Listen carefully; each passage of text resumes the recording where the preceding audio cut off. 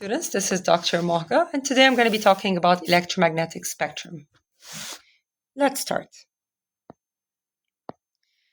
In this lesson, we're going to talk about the main regions of the electromagnetic spectrum with their frequency and their wavelength.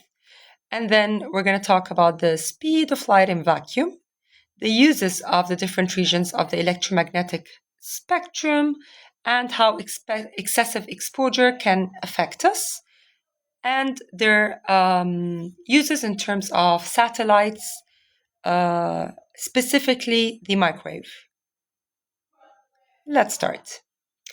All electromagnetic waves are transverse waves. If you remember when we took the lesson of properties of waves, which was 3.1, we said there are two types of waves, transverse waves and longitudinal waves. So all electromagnetic waves, which we're going to take today, are transverse waves. Those transverse waves can travel with or without medium, which means they can travel through solids, liquids, gases, and vacuum. In vacuum specifically, the speed of all electromagnetic waves is 3 × 10⁸ meters per second. So I expect you all to know this number and memorize it. In vacuum, speed of all EM waves is 3 × 10⁸ meters per second. Okay. As you go, we already know that frequency and wavelength are inversely proportional. So, if frequency increases, wavelength will decrease, and vice versa. Now, this is the order of the waves. There are 7 waves.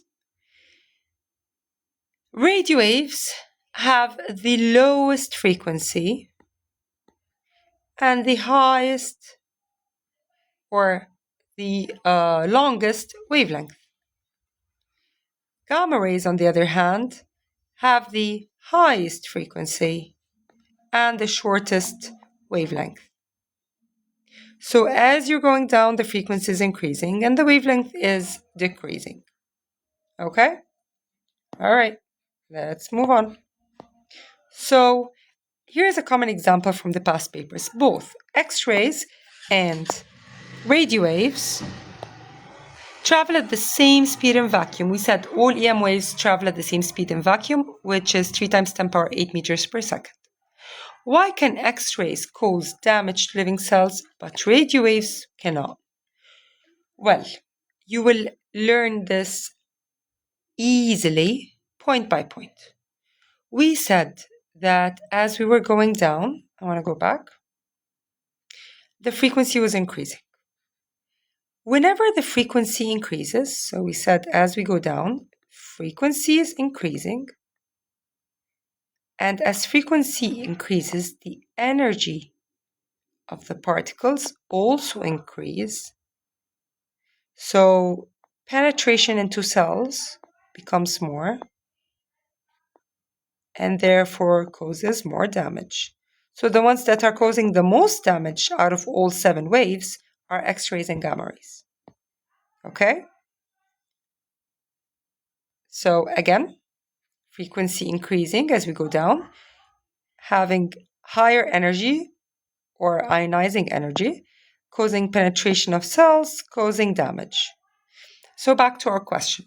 Why is X-ray causing more damage than radio waves? So here we're going to say that it depends on frequency and energy. Now, X-ray, they have a very high frequency and short wavelength. Since they have a high frequency, then they carry a large amount of energy per photon. Since they have that much energy, they can penetrate tissues and cause ionization, which can damage the DNA and the cells. On the other hand, radio waves have a low frequency and long wavelength. Since they have a low frequency, then their energy is small, and they don't have enough energy to break any chemical bonds or cause ionization, which makes them safe. All right?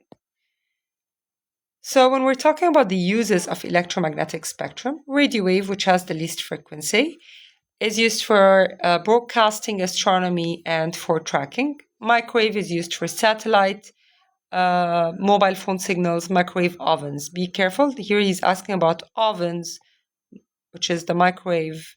Oven is not a grill or a heater. The oven, microwave oven, uses microwaves, but the grills or heaters use infrared.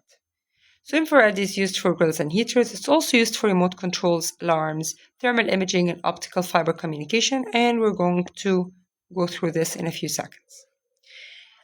Visible light, which you've already been through, is for human and animal vision, photography, and general lighting and illumination. Ultraviolet or UV is for security marking, like UV pens, detecting fake currency, and sterilizing drinking water. Why am I circling this? Because we're going to talk about sterilizing food later on. So UV is for drinking water, sterilizing drinking water. X-rays for medical imaging, like bones, and security scanners at airports. Finally, the most dangerous, gamma rays, is used for sterilizing food and medical tools and for cancer treatment and detection. Here's an example. Try it on your own, pause the video, and then unpause to check your answer. Infrared radiation and ultraviolet light are both part of the EM spectrum. Yet, infrared is commonly used in remote controls and heating, while UV is used for sterilization. Why are they used for different applications? What do they have differently? Frequency and wavelength. And the higher the frequency, the higher the energy. Okay? So, let's check the answer. So here, like we said, the difference is in the energy of the waves, which depends on the frequency. Infrared, of course, has low frequency and longer wavelength. So since it has low frequency, it will have less energy and it will not damage tissues. UV, however, has high frequency, so higher energy per photon, which would cause damage by killing bacteria and viruses by damaging their DNA. All right, let's go next. The frequency of an FM radio wave is 1 times 10 power 8 Hz. Calculate its wavelength in air when the speed of light is 3 times 10 power 8. We already know that speed is frequency times wavelength. So if they want me to get the wavelength, so the frequency will go down on the other side. So wavelength will be equal to speed over frequency. And that's going to be 3 times 10 power 8 over 1 times 10 power 8 equals 3 meters. Now let's talk about the harmful effects. Why am I fixating on those four? Because the first two are actually not that harmful, and light, of course, is not that harmful, so let's focus on the other ones. Microwave can cause internal heating of body tissues, and if we stay there for too long, it can actually affect internal organs. Infrared can cause skin burns, and it can cause very high risk to the eyes as well. UV can damage the surface cells and the eyes, and if you've been exposed to it for too long, it may cause sunburn, skin cancer, and eye conditions like cataracts.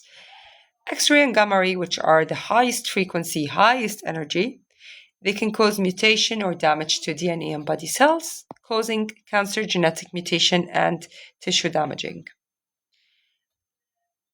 Two hospital technicians work with different equipment.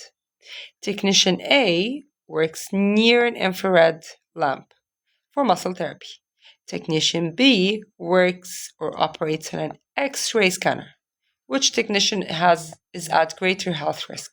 Of course, X-ray, because it has more frequency, more energy, more ionization. Let's see the answer together.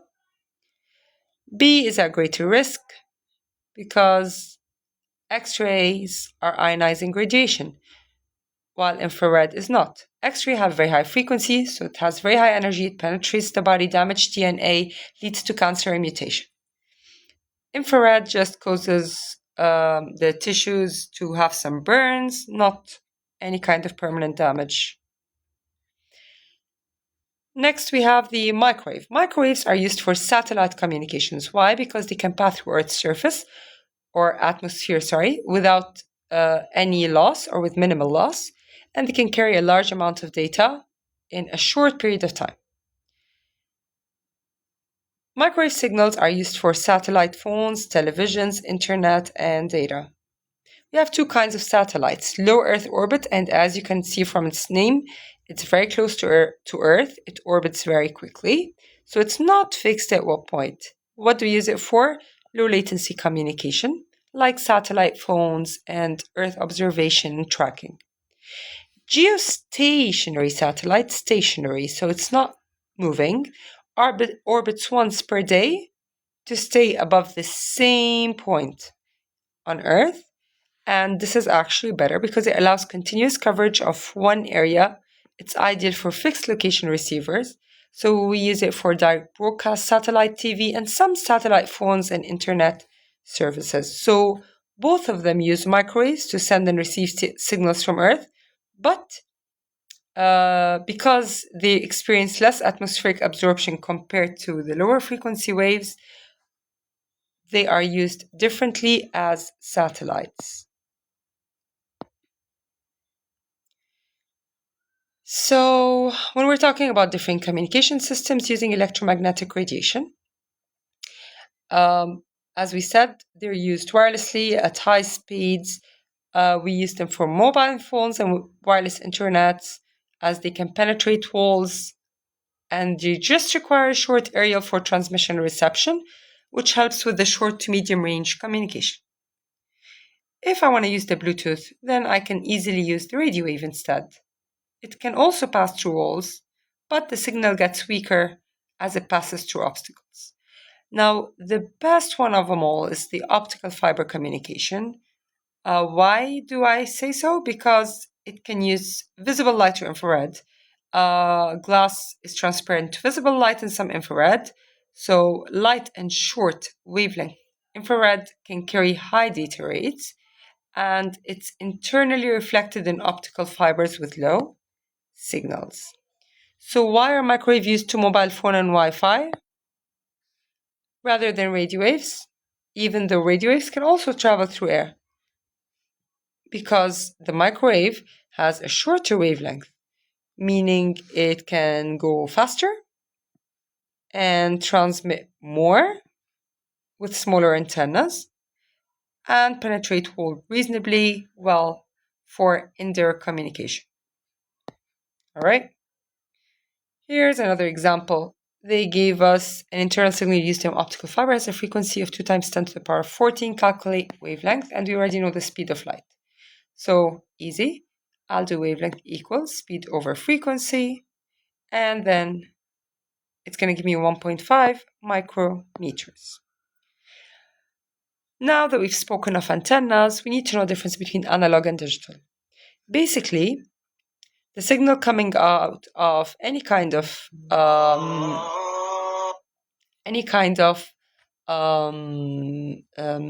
like radio or TV or so on could be an analog or a digital signal. If it's an analog signal, it can take on any value within a range. It transfers it smoothly, continuously over time. Example, natural sound waves, old audio tapes. Digital signal, however, cannot carry any value. It carries only two values, 0 or 1, which is binary values. And these pass the signal as pulses, and we use them in CDs, DVDs, mobile phones, computers. Now, analog sound transmission, how does it work? It's made of compressions and rarefactions like all sound waves. The mic converts the pressure variations into continuous electrical signal, which is an analog signal, and then this analog signal moves smoothly, matching the shape of the original sound wave. When it gets transmitted, of course, some noise from the outside will disrupt it. So this can affect the result sound that is being released. So even though analog can work on different ranges, however, due to any disruptions, the signal can get weakened and distorted. Digital, however, it does two kinds of things. It does sampling and digitizing sound. And by doing so, it regenerates the sound and causes better resistance to distortion to give you a very clear sound reaching you. So while analog signals are more natural and continuous, digital signals offer better noise resistance, range, and speed, which is why modern communication and audio systems prefer digital formats. So an example is a live concert is broadcast through an FM radio station using an analog signal. As the sound travels from the mic to the radio receiver, what changes might happen to the signal? Well, this is easy. Well, the mic converts the sound wave to analog, electrical signal, and then the analog signal is transmitted over a carrier by the FM radio. And the signal travels to the air. It could be affected by electrical noises because it's analog. And then with those distortions, it would cause reaching in poor audio on the receiving radio. So the signal got degraded and distorted. A song is streamed over the internet as digital audio file, digital, so it will be binary, as 0 or 1. So describe how the sound is transmitted and why quality remains high after long-distance transmission. Song is stored in digital format, which consists of binary data, ones and zeros. This data is transmitted over the internet using the packet-based system. So even if some distortion happens, automatically it will correct it and regenerate it and can reconstruct the original signal without affecting the quality. So eventually, there will be a digital to analog converter to convert the signal back to analog so we can hear it as sound. So the use of binary allows accurate regeneration, which is why digital systems preserve high audio quality even over long distance. That's all for today. Please let me know if you have any questions. I'd be glad to help. Have a good day.